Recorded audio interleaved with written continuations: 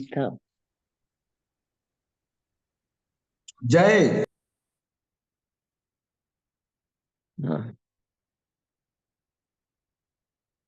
Chapter 7, text 4.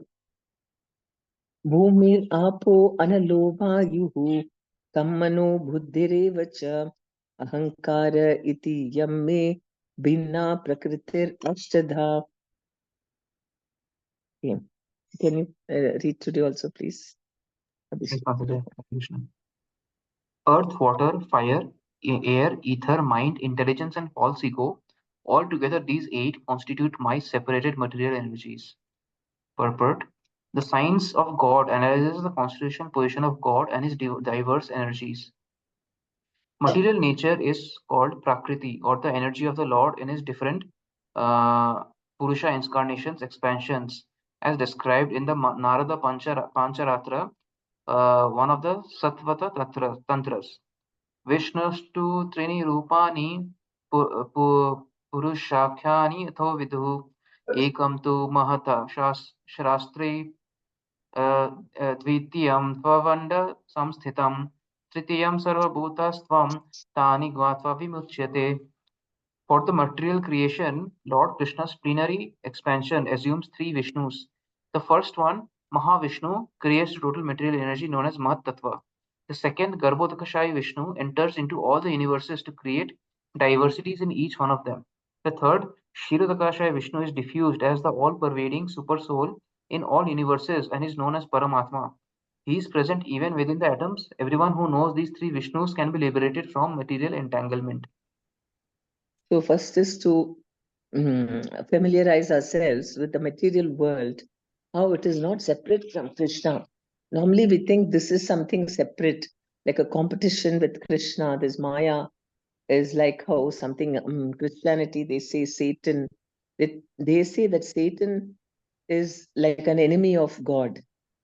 But it's not, like he doesn't have even we have asuras and all that, but they don't have a separate existence from Krishna. Satan is just, asuras are those living entities who are bewildered in ignorance and then they turn against God, but they are not eternally like that.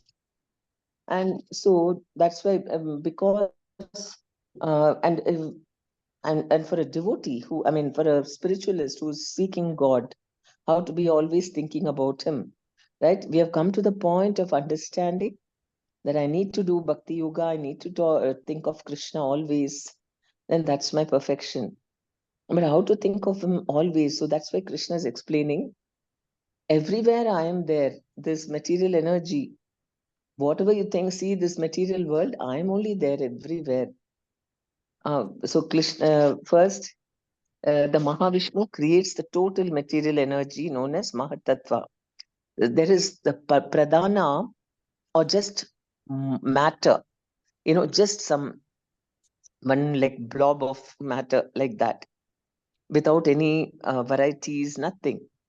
And Mahavishnu, he glances at her, at Pradhana. And at that point, what happens? That material energy is Durga's Shakti. And when he glances, then Shiva and Parvati, they combine and Mahatattva, the Pradhana becomes Mahatattva. Then it contains all the 3 modes of material nature and all the varieties and all manifest because of Mahavishnu. But still it's like just one big universe with cold and nothing there. So to make it function, he expands himself as Garbhodakshayi Vishnu. He goes there. There's no place to sit or nothing is there. Like you enter an empty house and you have to set up your house. There, then everything you have to start doing things.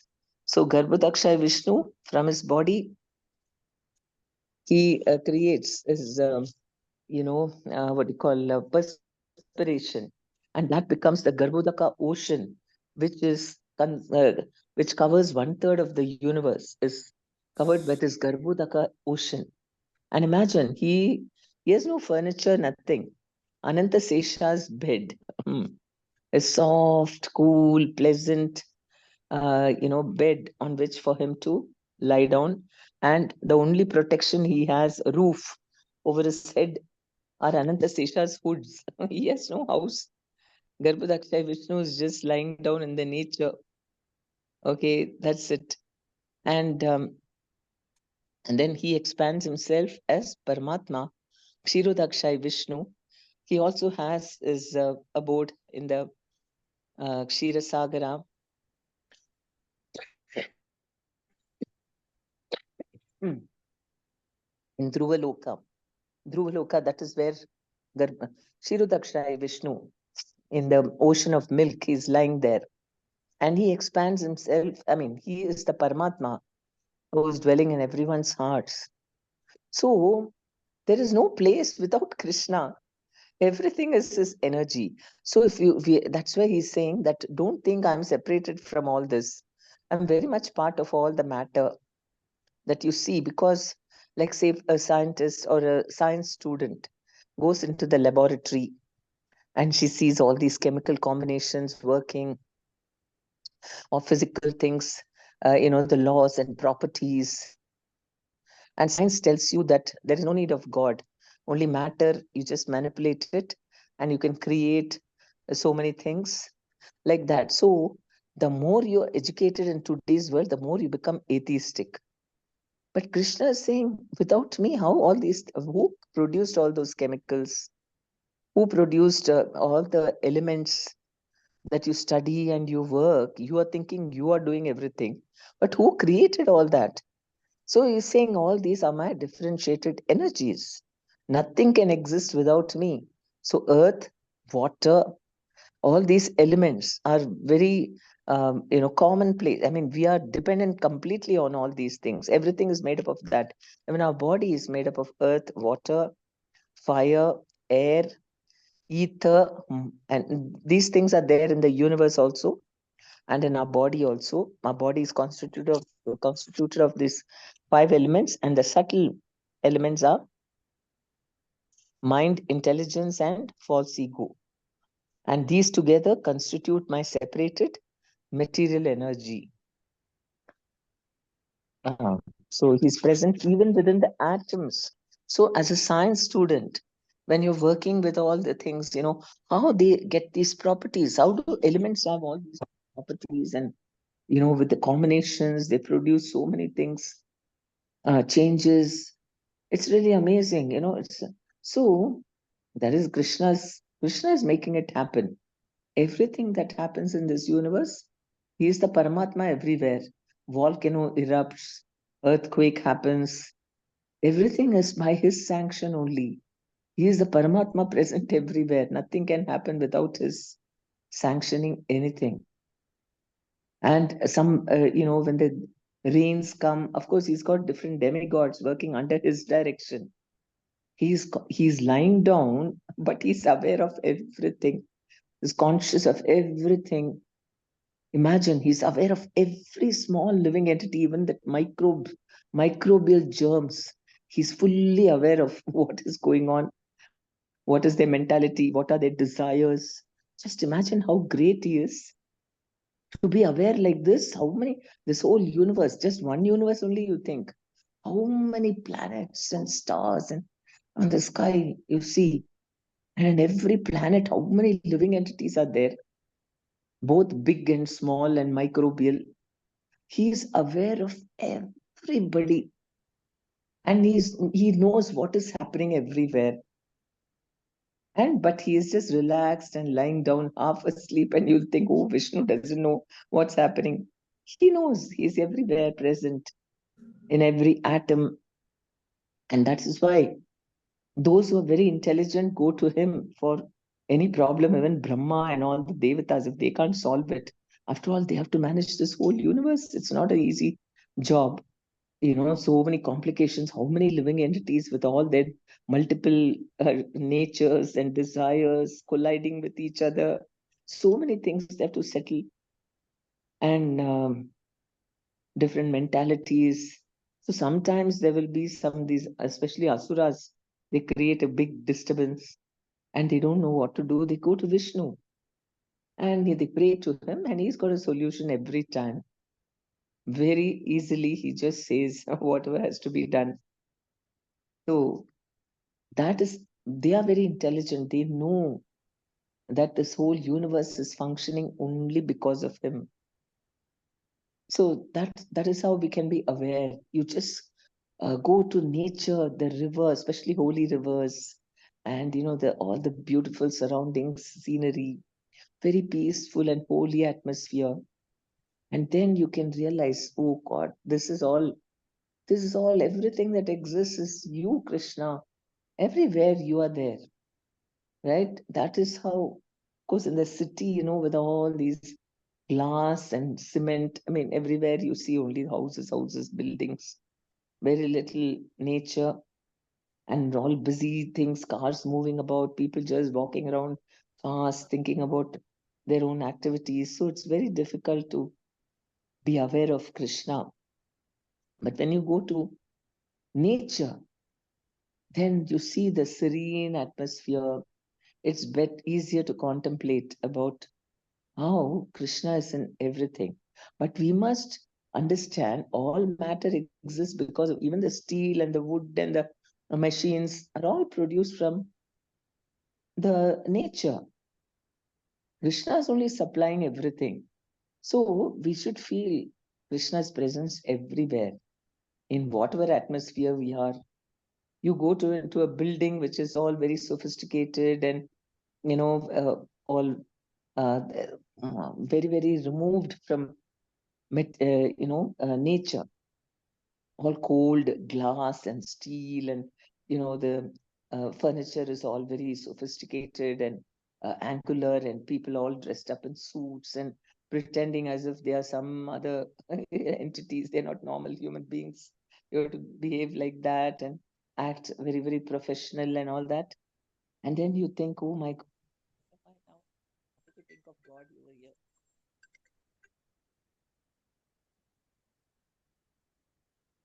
over here?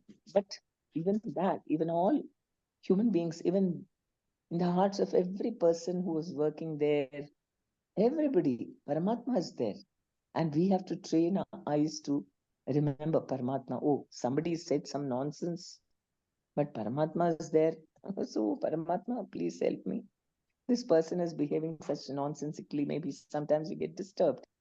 But if we remember the Paramatma, we'll not shout at them, because Paramatma will calm us down and give us some intelligence how to deal with this person. So that way we can always remember him, that when we remember that all material nature is his energy, it's not something different from Krishna.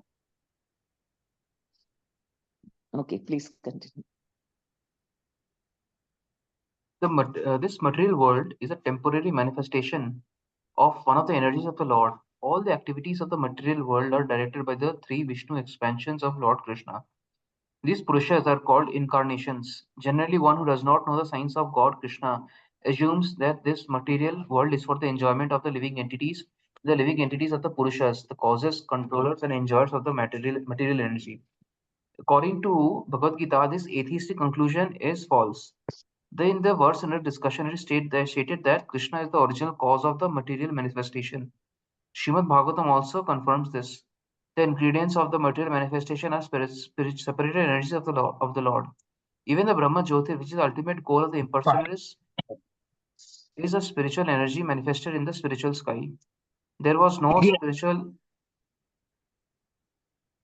there are no spiritual diversities in the Brahma Jyotir as there are in the Vaikuntha Lokas, and the impersonalist accepts the Brahma Jyotir as the ultimate eternal goal. The Paramatma manifestation is also a temporary, all-pervasive aspect of the Shirodakshaya Vishnu. The Paramatma manifestation is not eternal in the spiritual world. Therefore, the actual spiritual truth is the Supreme Personality of Godhead Krishna. He is the complete energetic person, and he possesses different separated and internal energies. So both material energy as well as the spiritual energy, which people who are fed up with the material energy, they want to be liberated and reach the spiritual energy, that Brahma Jyoti, that is also Krishna's energy. So you cannot, but they are not aware of that. The impersonalists don't know. They are also in Maya because they think it is something separate. This Brahma Jyoti is all there is. There nothing higher than that. But Krishna says, I mean, he will be saying later that that is also my energy, spiritual energy, and this is material energy.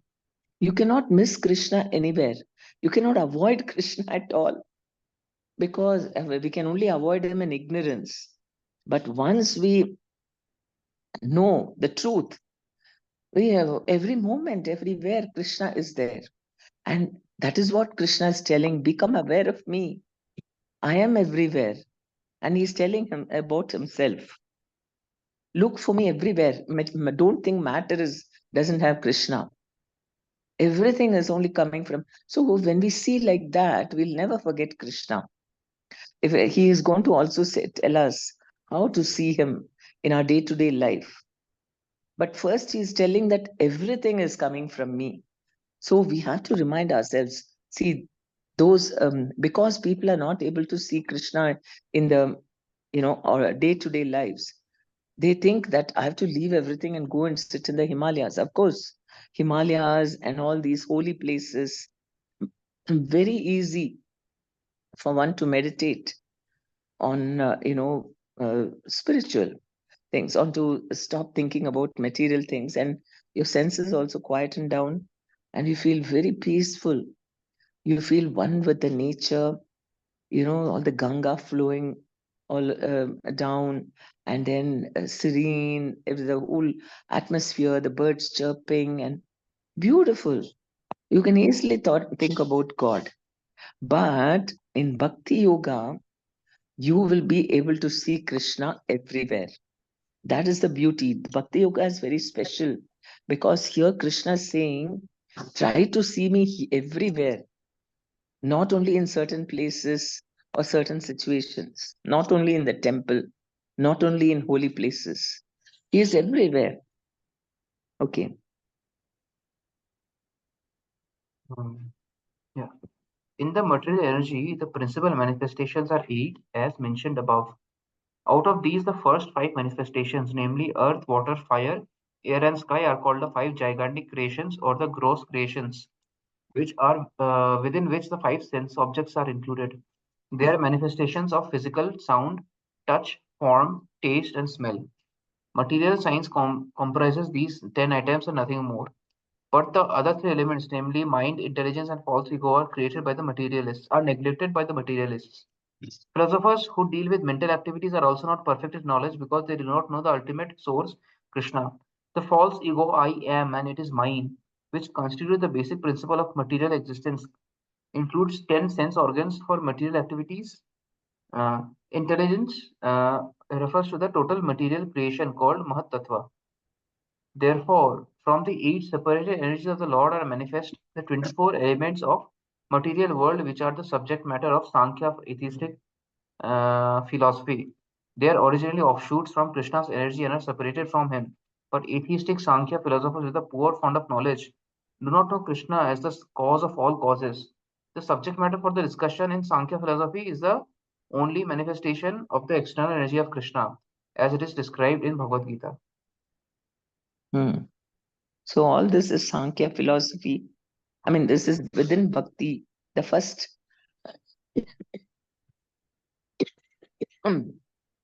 This is not atheistic. I mean, we are studying first. Krishna is talking about the material energy, but he's saying it's all coming from me.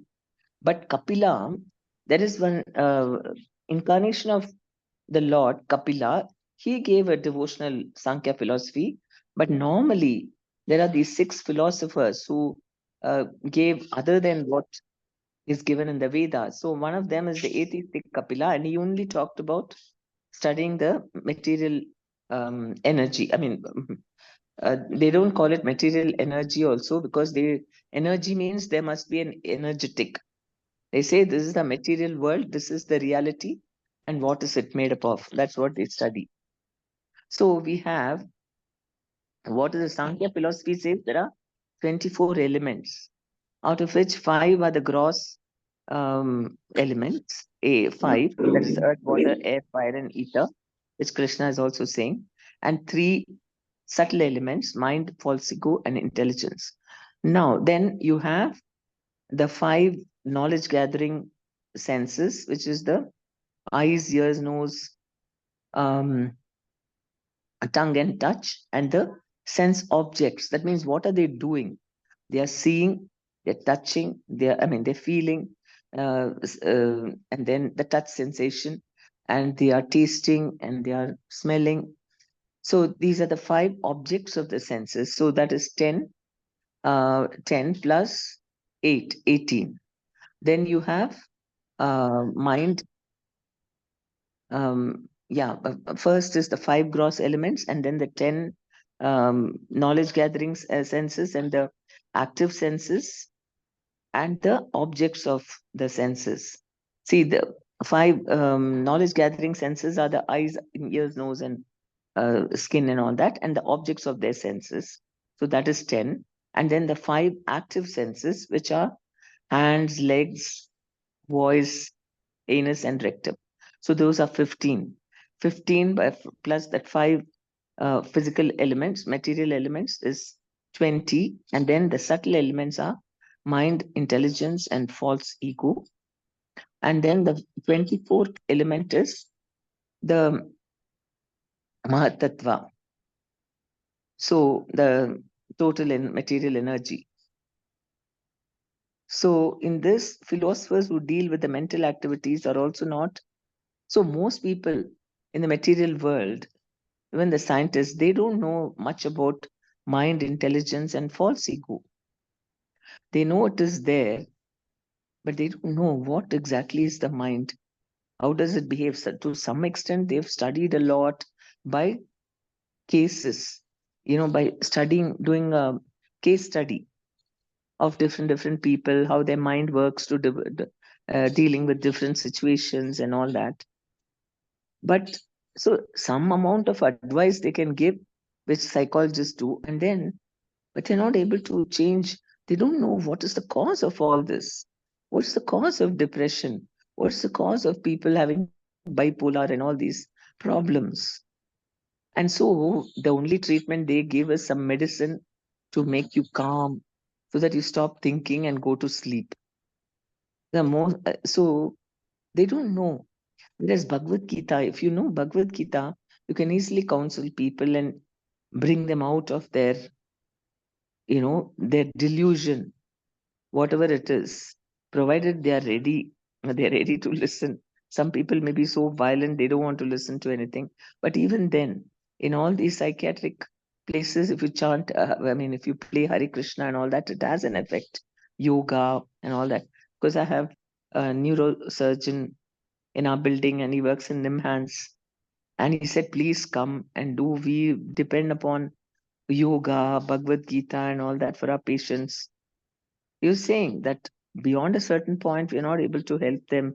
We need, these are the things. So Bhagavad Gita is clearly telling us what is this matter made up of, and what is the mind. Mind's nature is also Krishna explained, right, in the 6th chapter, how to control the mind. All the different yogas, because the nature of mind is like that, to be crazy, jumping like a monkey from one thing to the next. And it's full of ignorance and all kinds of imaginary things. Mind is always imagining. And because it doesn't know the truth, it's speculating all the time. And that's why we have so much of misunderstanding in this world. You think something, two things happen, and you connect it and make a big story around it, right? And I might not even know, maybe something about me. Say, you see that she did like this and she ignored me and she something. So that means she purposely, she's upset with me about something and she did this. And I may not know anything about it because that's what your mind told you, and my mind doesn't know about it.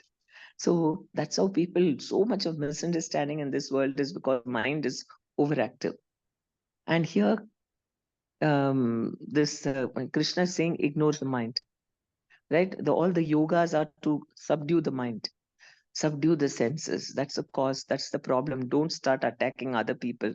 Your own mind is the cause of your all troubles. Philosophers who deal with mental activities are also not perfect in knowledge because they do not know the ultimate source, Krishna. So because of lack of proper relationship with Krishna, we become slaves of our mind and our senses. The false ego, I am, and it is mine, which constitute the basic principle of material existence, includes 10 sense organs for material intelligent activities. Intelligence refers to the total material creation called the Mahatattva. So this false ego is, so we have mind, intelligence, and false ego. Mind is the subtle, this thing which covers the soul, and it is what mind is what determines where our attachment goes to, on which we dwell or on which we focus in life, right? Concentration, everything comes from the mind. And false ego is the false thinking that I'm this body and not part and parcel of Krishna. I'm not a spiritual being, but I'm a body. Wait, let me finish then this paragraph, then you can ask. And false ego and intelligence refers to the total material creation called the Mahatattva. Because intelligence is understanding matter. Okay, and that comes when you know about the Mahatattva, what is in the material world. Somebody who is very expert in understanding this material world is, that means he's got a lot of material intelligence. Then he knows how to, get the maximum out of this material world. So that is, intelligence is connected with the material world. I mean, knowledge about the material world. And Garbhodakshai Vishnu, he is in charge of this. Intelligence refers to the total material creation called the Mahatattva. Therefore, from the 8 separated energies of the Lord are manifest the 24 elements of the material world, which are the subject matter of Sankhya atheistic philosophy. They are originally offshoot from Krishna's energies and are separated from him. But atheistic Sankhya philosophers, with a poor fund of knowledge, do not know Krishna as the cause of all causes. The subject matter for discussion in the Sankhya philosophy is only the manifestation of the external energy of Krishna as it is described in the Bhagavad Gita. So Sankhya philosophy is only matter, material energy, and that's only one of the energies. They don't know the other energy, or they don't know that the source of the material energy is Krishna, and that's where the knowledge is incomplete. Yes, Hare Krishna, Rajeshwari? Mataji. Yes. Mataji, Rajeshwari Mataji has a doubt in the comment section. Yes. Yeah, please ask. Yeah, now you can ask. Mataji, Hare Krishna, Dandavat Pranam. Please accept my humble obeisances, Yeah, please Mataji. accept.